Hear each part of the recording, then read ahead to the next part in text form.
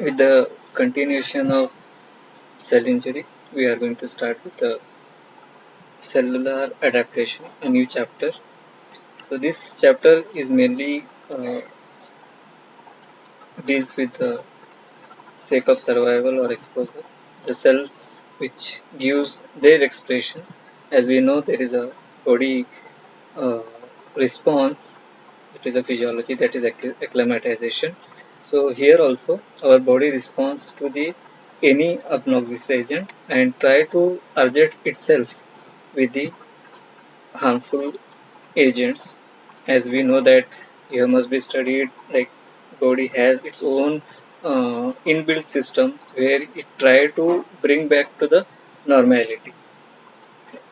Likewise, here in the cell injury, also it has a process where it try to match up with the normal physiology, where it deals with the cellular adaptation, where it try to adjust and change their environment and try to adapt. This is called as a physiological needs, or also known as physiological adaptation. And some of the non-lethal toxic injuries where it belongs to the pathological adaptation. So these are the few things, the adaptive processes which we are going to deal in this chapter. So first is the normal cell, which try to adapt with the process of either atrophy, hypertrophy, hyperplasia, metaplasia, and the last one, the dysplasia. So to begin with, this is the content of cellular adaptation, which we are going to deal in further lecture. So this is as per the EVA syllabus content.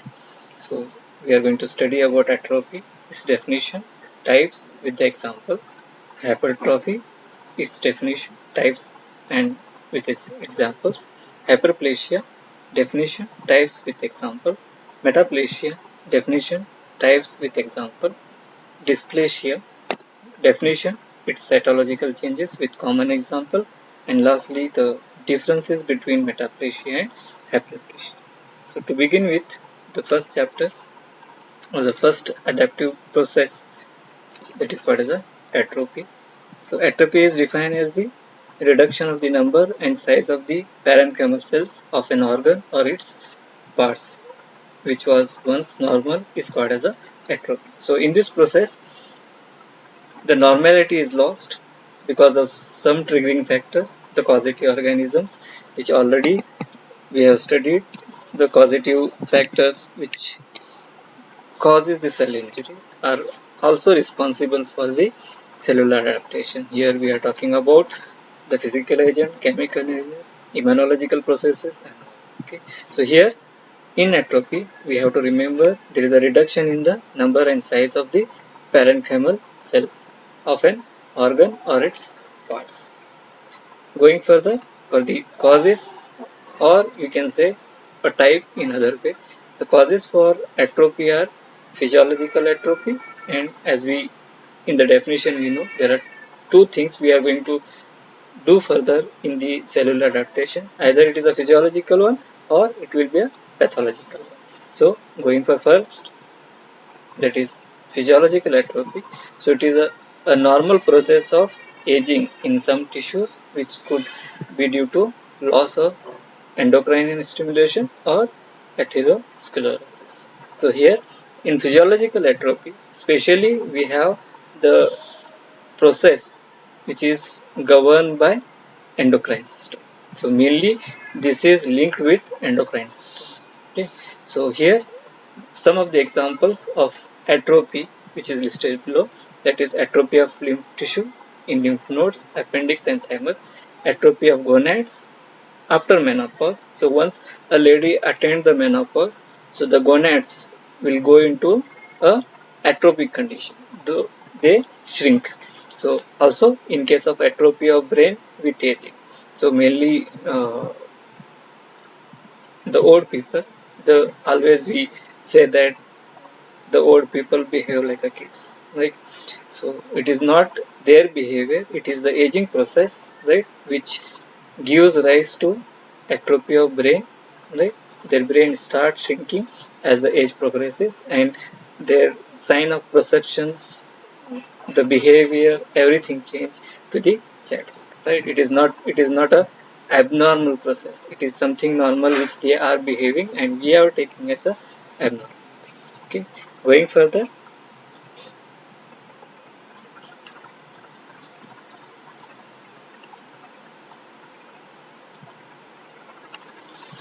the pathological atrophy, the second part of the atrophy.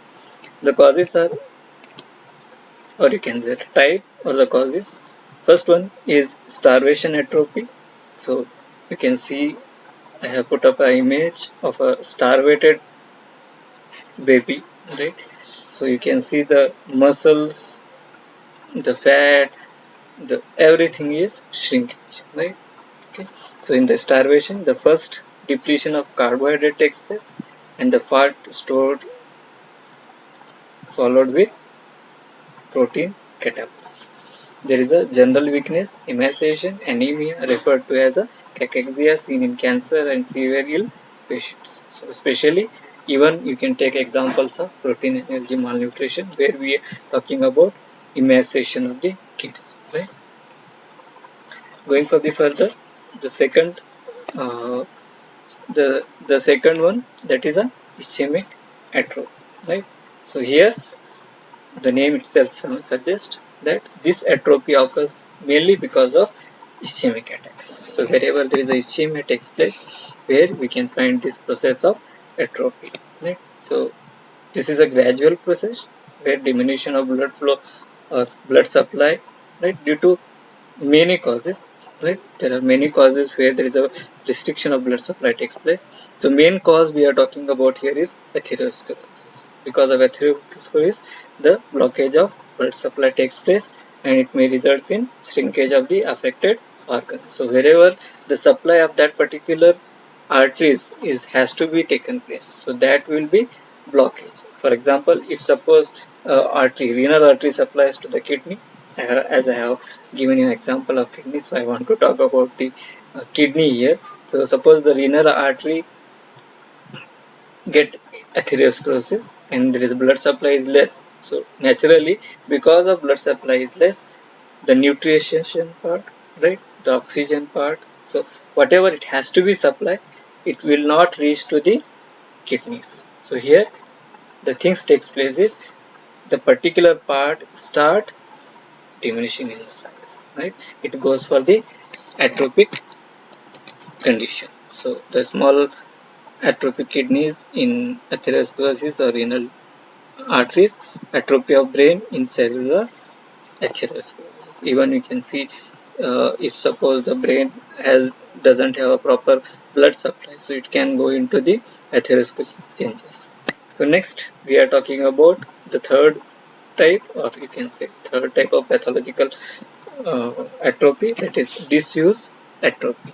So if suppose a part of a body is not used, right, God has given all the part for uses, right? So if suppose a person is not using properly a part of the body, it also goes into a shrinkage, because of a body understand that it doesn't have to supply much nutrition because it is not getting used, right? So there it will go into a diminished functional activity, which leads to shrinkage of the cells. So cells will not be provided with the nutrition, oxygen, right, where the organs and cells will go into the atrophic condition. So mainly we can see where in case of limbs, right, as I have given an example, so wasting of muscles of limb, right, immobilized in cast. So those people who are bedridden, they are not using their limbs properly, right, they can't walk and all. So in these conditions, the mobilization of limb is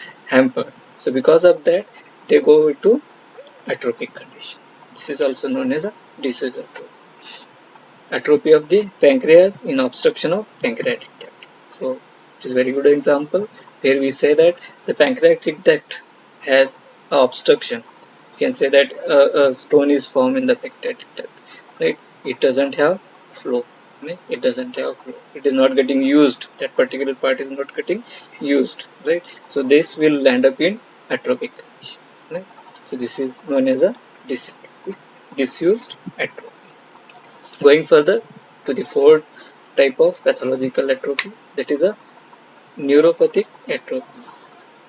So when we talk about neuropathy, it is nothing but related to nerves, right? Where the nerve supply is improper. So improper nerve supply also lead into the atrophic condition. Interruption in the nerve supply leads to wasting of muscles. So muscles which has to be supplied with the nerve for their activity, the muscle activity, right? So it is not getting supplied. So there it will end up into a atrophic conditions. So example I have given is a poliomyelitis. So you can see in the picture that the baby legs as well as hands undergone into atrophic conditions. Right? Some cases of motor neuron disorders and also nerve sections where they'll end up into atrophic condition. This is known as a neuropathic atrophy. Going for the next, that is endocrine atrophy. So loss of endocrine regulatory system or mechanism in reduced metabolic activities of the tissue and hence atrophy occurs. So the endocrine is a system where it has to be supplied with the hormones, right? If it doesn't occur, then that particular organ will end up into atrophic condition. The function will reduce, it will go into the atrophic condition. So mainly it's seen in hypopituitarism and hypothyroidism. So I have given example of hypothyroidism. You can see the picture where the thyroid glands are shrunken. It land up into a atrophic condition. So this is known as a endocrine atrophy. Next, that is a pressure atrophy. So here name itself suggests of what we call as a pressure atrophy. If a prolonged pressure is applied to a particular organ or tissue, right, in the body, anywhere in the body, because of the compression, the pressure applied to that particular part, the below part which is there, it will land up into a pressure atrophy because the nutrition is not going to supply there, the blood vessels will be impacted, the nerves are impacted, so this will end up into a shrinkage of the cells. Right? So some examples I have given, that is erosion of spinal tumor in the nerve roots, erosion of the skull by meningoma arising from the peritenoid, and erosion of the sternum by aneurysm arch of the aorta. So common example I want to give here, little elaboration I want to do for pressure atrophy. So maybe everybody is wearing the finger ring, right? If you want to experiment, if you are wearing for a long time, right, you can just remove it and you can see the mark where it is shrunken if you compare to the other fingers, right? So this is because of pressure, right? So the below tissues or below cells are gone into atrophic conditions, right? So lastly, that is idiopathic atrophy. So here idiopathic itself suggests where we don't know exactly what may be the cause for the atrophy. So here also some of the examples of atrophy where there is a obvious cause is not present, right? We don't know exactly what is the cause for atrophy. For example, in case of myopathies and testicular atrophy, here we don't know the exact cause of the atrophy. Right? So this is what all about the atrophy. If you have any doubts about this chapter, you can post it on the WhatsApp or in the Google class, right? This is first part of cellular adaptation. You can say first type of cellular adaptation where we are talking about atrophy. To sum up with, the atrophy is reduction in the number as well as size of the cells. Very important, you have to remember about this terminology, okay? Because as per the US levels, it comes for 5 marks, LVL 3 marks, right? So going further, we have divided atrophy into physiological and pathological, and we have seen about different examples for physiological atrophy as well as the pathological atrophy.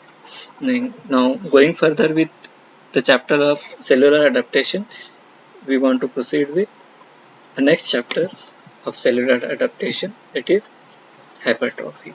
So the definition goes as hypertrophy is a increase in the size of the parenchymal cells. Very important, you have to remember this. Hypertrophy means increase in the size of the parenchymal cells, right? So here there is no link with the numbers of cells. Here it is only the size of the parenchymal cells are increased than the normal, right? So resulting in enlargement of the organ and tissue without changing the number of the cells. Remember it. It is nothing to do with the numbers. Here only size of the parenchymal cells are increased, right? Because of this, the cells are increased. Definitely, the tissue will enlarge, right? And also, the organ will enlarge. Going further with the chapter, the causes, as we have seen, we have to remember the causes also for hypertrophy. Here, some of the causes, that is hypertrophy, may be physiological or pathological, as already we have seen in the introduction part of the cellular adaptation. Either it will be a physiological one or it will be a pathological one.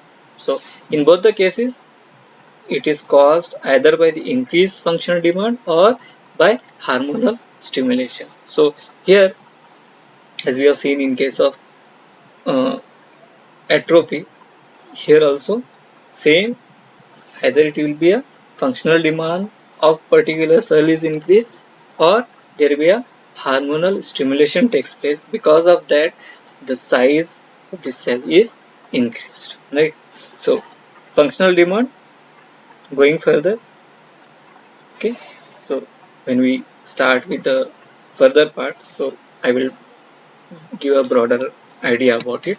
So going further, hypertrophy without accompanying hyperplasia affects mainly muscles. So here one more terminology we are talking about, hyperplasia, right? So I just want to brief it out what exactly a hyperplasia, so that there should not be a confusion between what is hypertrophy and hyperplasia. When we are talk about hypertrophy, it is increase in the size of the cell. And when we talk about hyperplasia, it is increase in the number of cells. So in hypertrophy, as we have defined, we are not talking about any increase in the number of cells. So we are talking only about size, right? So now here the hypertrophy without accompanying hyperplasia. So these two may occur simultaneously in any of the cells, tissues, and organs.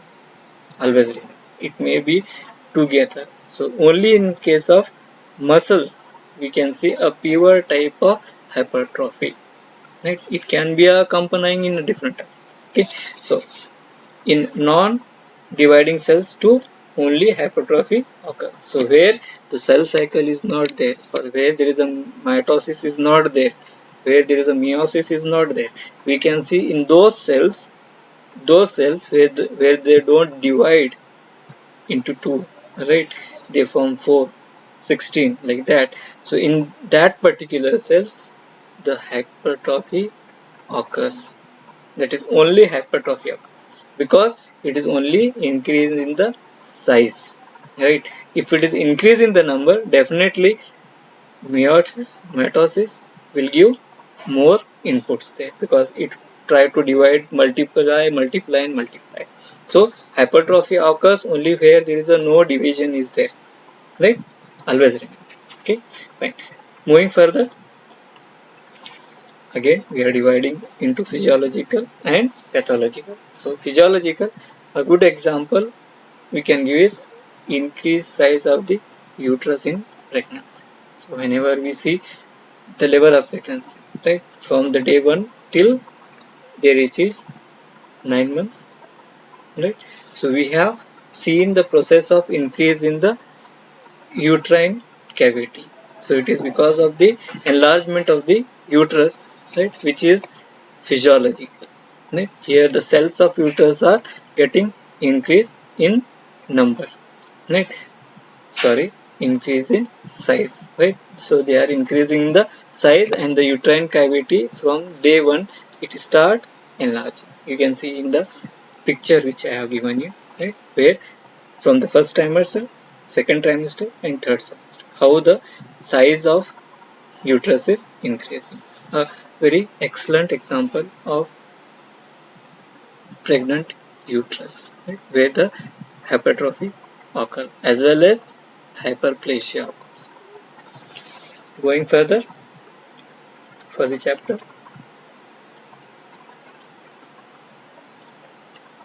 there is pathological hypertrophy. So here, physiological we have seen in case of uterus it occurs. In pathological, some examples, some criteria associated with hypertrophy are as under, that is in case of cardiac muscles. So hypertrophy occurs in cardiac muscles, especially in some of the cardiovascular disorders, in systemic hypertension, aortic valve diseases, or mitral insufficiency. So you can see in the figure, right? So there is a left ventricular hypertrophy occurs. Left ventricular hypertrophy.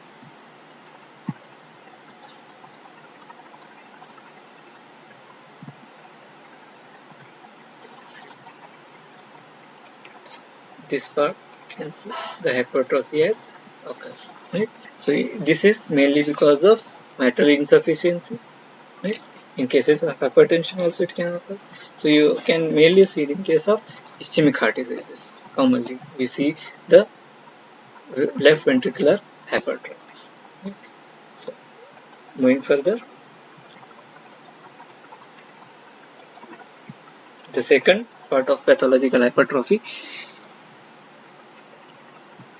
in case of smooth muscles, means hypertrophy of smooth muscles. So some examples which are noted down, that is cardiac achalasia in case of esophagus, pyloric stenosis in stomach, interstitial structures, muscles, arteries, and in case of hypertension you can see hypertrophy of smooth muscles. I have given examples of pyloric stenosis.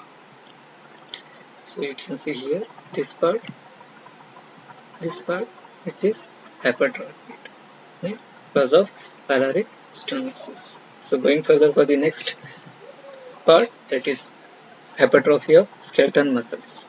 Right? Hypertrophy of skeletal muscles we can see in case of athletes and those who are laborers, heavy laborers, to who work for the those who lift heavy materials. Right?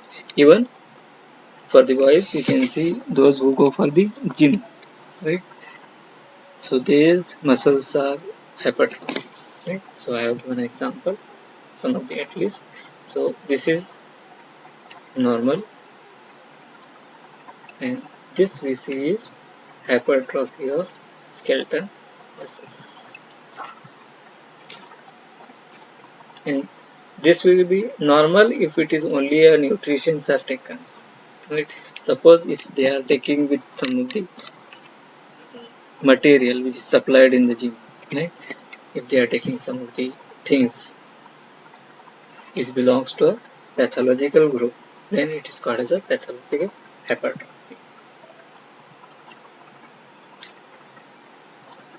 Moving further,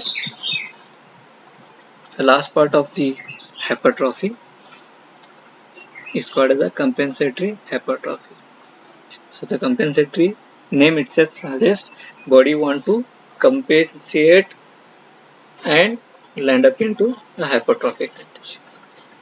So one example, voluntary example I want to give. Suppose one kidney is removed. Now another kidney has to work for the kidney treatment, right?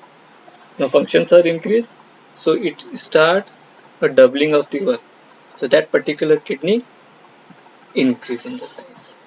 That is called as a compensation, right? Compensation given by loss of other part, right? So it may occur in an organ when the collateral organ is removed. So that particular, for example, I have given kidney as a common example. One kidney is removed, so the functions has to be go on with the remaining one kidney which is there functioning, which is normal.